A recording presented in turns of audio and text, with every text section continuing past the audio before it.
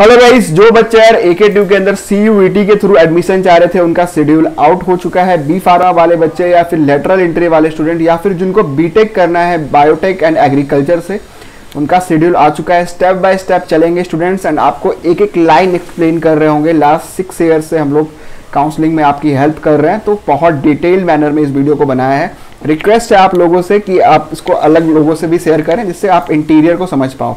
तो आप लोग जो है रजिस्ट्रेशन का प्रोसेस कब कर सकते हो? राउंड 1 में कर सकते हो। राउंड 2, राउंड 3, राउंड 4 ये इसमें आप रजिस्ट्रेशन नहीं कर सकते हो। सेम शेड्यूल है, बीटेक वालों का भी ऐसा ही था, ठीक है। नॉर्मल जो जेईई मेंस एडमिशन ले रहे थे 6 तारीख से लेके 6 अक्टूबर से लेके 17 अक्टूबर के बीच में आप अपना रजिस्ट्रेशन कर सकते हो। डॉक्यूमेंट वेरिफिकेशन आपका साथ साथ में स्टार्ट हो जाएगा। कौन कौन से डॉक्यूमेंट लगेंगे? आपका CUET का स्कोर कार्ड लगेगा, CUET का एडमिट कार्ड लगेगा, ठीक है ना। CUET का स्कोर कार्ड लगेगा, नोट डाउन कर लीजिए आप साथ साथ में। CUET का एडमिट कार्ड लगेगा आपका रजिस्ट्रेशन के टाइम पे, ठीक है। 10th क्लास की जो है आपकी मार्कशीट लगेगी, ठीक है ना। 10th क्लास की मार्कशीट लगेगी आपकी, और 12th क्लास की जो आपकी लगेगी वो मार्कशीट लगेगी आपकी, 12th क्लास की मार्कशीट लगेगी, है ना। तो ये इंपॉर्टेंट डॉक्यूमेंट्स हो गए 4। उसके बाद आपका OBC SC ST सर्टिफिकेट, जो भी आप कैटेगरी में बिलोंग करते हो वो लगेगा, और आपका लगेगा इनकम प्रूफ, ठीक है, इनकम प्रूफ लगेगा। एक और डॉक्यूमेंट है जिसको हम डोमिसाइल कहते हैं। ये कंपलसरी नहीं है उन बच्चों के लिए जिन्होंने स्कूलिंग जो है यूपी से की है। जो बच्चे स्कूलिंग बाहर से किए हैं और पेरेंट्स उनके यूपी के हैं, उस केस में उनको डोमिसाइल लगनी है।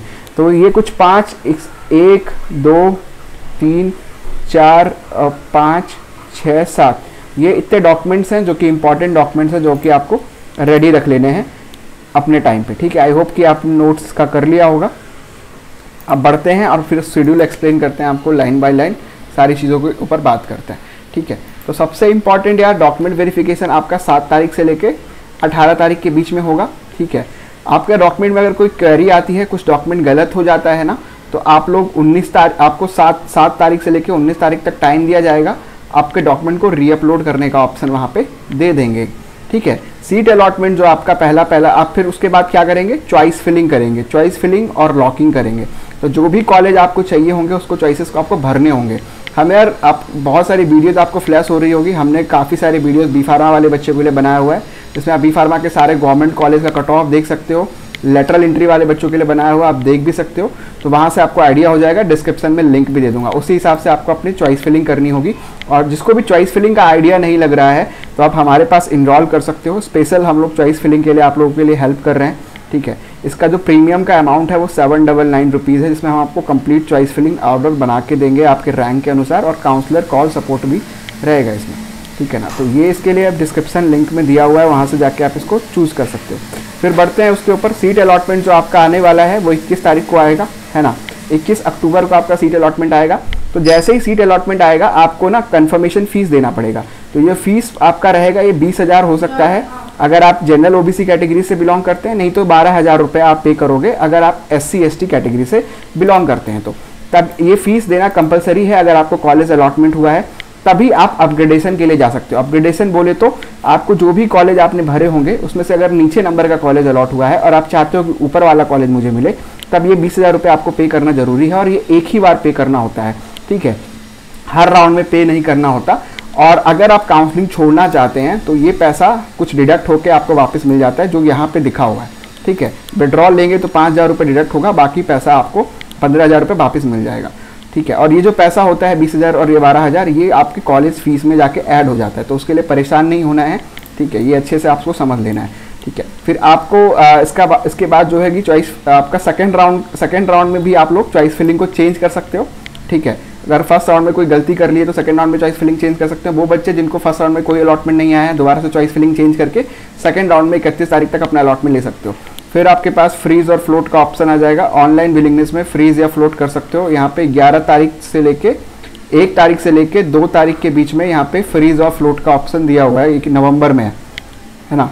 फिर ऑनलाइन विड्रॉल वाला जो ऑप्शन है यहाँ पे आप इसको ऑप्ट कर सकते हो, जो कि 1 नवंबर से लेके 2 नवंबर के बीच में आपके पास है।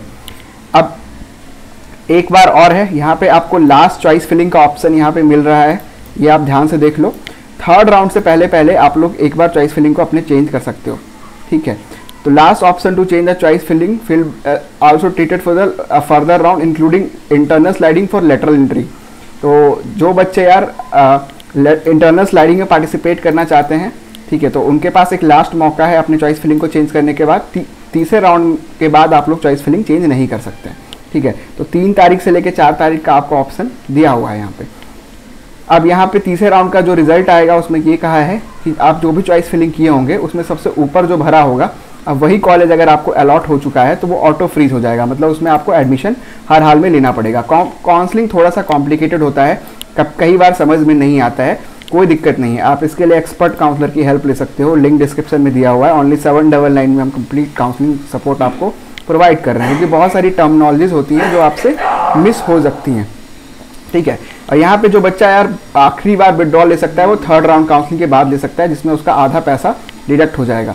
फिर उसके बाद आप लोग 1st, 2nd, 3rd राउंड की आपको जो भी अलॉटमेंट आया होगा उसके रिपोर्टिंग करने की जो लास्ट डेट है वो 7 तारीख से लेके 9 नवंबर दिया हुआ है। इसके बीच में आप लोग रिपोर्टिंग कर सकते हो, ऐसा नहीं है इसके बीच में कर सकते हो, इसके पहले भी कर सकते हो, लेकिन ये एक डेडलाइन है, इसके बाद नहीं कर सकते आप लोग। इसके बाद इसलिए नहीं कर सकते क्योंकि 4th राउंड इसका होता है। 4th राउंड में जो पार्टिसिपेट करेंगे, आपने जो भी चॉइस फिलिंग करी होगी वो ऑटो फ्रीज हो जाता है, मतलब उसमें कुछ भी अगर कॉलेज आपको मिल गया तो वो ऑटो फ्रीज हो जाएगा और उसका जो डिस्प्ले रिजल्ट आएगा वो 10 तारीख को आ जाएगा आपके लिए। अब यहाँ पे payment of seat confirmation for अगर अभी तक 3rd राउंड तक भी आपको कोई सीट नहीं मिली होगी तो 4th राउंड में अगर आपको पहली बार सीट मिली है तो आपको ये पैसा जमा करना कंपलसरी है। ये पैसा जो आप बार बार देख रहे हो, ये 20,000 या 12,000, वो एक ही बार देना होता है, और कब देना होता है वो समझ लो, बहुत डाउट्स होते हैं इसके रिगार्डिंग, ठीक है। तो ये देना तब होता है जब आपको सीट मिल जाती है, उसके अलावा उसके बाद आपको कभी देने की नीड नहीं है, ठीक है। और उसके बाद एक ही बार आपको देना होता है और ये पैसा भी आपके कॉलेज में ऐड होता है, तो उसके लिए डाउट मत रखना, और ये देना कंपलसरी होता है, अदरवाइज काउंसलिंग से आप बाहर हो जाओगे, ठीक है। अब यहाँ पे online willingness for internal sliding का ऑप्शन आता है। तो जो बच्चे यार only for government institute, only for physical reported student in government institute, जो बच्चे जिनको गवर्नमेंट कॉलेज मिला हुआ है वो अपना ऑनलाइन विलिंगनेस चूज कर सकते हैं इंटरनल स्लाइडिंग के लिए। तो इंटरनल स्लाइडिंग कौन कर सकता है? ओनली लेटरल एंट्री वाला स्टूडेंट कर सकता है। इंटरनल स्लाइडिंग लेटरल एंट्री वाला स्टूडेंट कर सकता है, ठीक है ना। तो क्या होगा कि आपको कोई ब्रांच मिली होगी, मान के चलिए किसी लेटरल स्टूडेंट वाले बच्चों को इलेक्ट्रिकल मिली होगी, ठीक है, 2nd ईयर में, और वो चाह के अपना अपग्रेड करा के CSE IT चाह रहे हैं, तो इंटरनल स्लाइडिंग में आप पार्टिसिपेट करके इसको आप चेंज करा सकते हो, जो कि एक बेटर ऑप्शन आपके लिए कंसिडर होगा, ठीक है। अब यहाँ पे इंटरनल स्लाइडिंग का आपका जो रिजल्ट है वो डिक्लेयर होगा 18 तारीख को आपका रिजल्ट आ जाएगा। फिर इसके बाद स्पॉट राउंड होते हैं। स्पॉट राउंड कौन से राउंड होते हैं? स्पॉट राउंड जो होती हैं उसमें वैकेंसी वाली सीट्स आती हैं। जो नॉर्मल राउंड के बाद जितनी भी सीट्स वैकेंट रहती हैं वो सारी अपने स्पॉट राउंड काउंसलिंग के अंदर आती है। 18 तारीख को 18 नवंबर को आपको डिटेल आ जाएगी कि कितनी सीटें खाली हैं स्पॉट राउंड के लिए। फिर आप लोग जो बच्चे यार फर्स्ट राउंड में एनरोल नहीं कर पाए किसी रीजन से, वो स्पॉट राउंड की काउंसलिंग में एनरोल कर सकते हैं, ठीक है। फ्रेश रजिस्ट्रेशन अलाउड है। और जिसको कोई भी सीट नहीं मिली ना चारों राउंड की काउंसलिंग में, कुछ गवर्नमेंट कॉलेज भरे थे वो नहीं मिले, वो बच्चे भी स्पॉट राउंड करा सकते हैं। स्पॉट राउंड में हाई रैंक पे भी अलॉटमेंट देखने को मिलता है। आपको ये वीडियोस कुछ दिखा रहा हूँ मैं, इन वीडियोस में आप देखना कि कितने रैंक तक स्पॉट राउंड के अंदर ही बच्चों को कॉलेजेस मिले हुए हैं। लास्ट 2-3 ईयर्स का डाटा आपके सामने शो हो रहा है, ठीक है। इसमें भी स्पॉट राउंड के अंदर भी अगर आपको कोई कॉलेज अलॉट हो जाता है तो उसकी आप ऑनलाइन चॉइस लॉकिंग कर सकते हैं। ये भी स्पॉट राउंड भी आपका होगा, वो ऑनलाइन होगा, आपको कोई ऑफलाइन नहीं जाना है, ठीक है। अब स्पॉट राउंड 2 भी होता है, अगर इसके बाद भी कोई सीट खाली रहती है तो आपका स्पॉट राउंड 2 होता है। आई होप सो गाइस कि आपको वीडियो क्लियर हुआ होगा। किसी भी तरह के सपोर्ट के लिए आप डिस्क्रिप्शन में दिए गए लिंक पे क्लिक करके चेकआउट कर सकते हो। Thank you so much. कोई भी रेलिवेंट डाउट होता है तो आप कमेंट में कमेंट करना।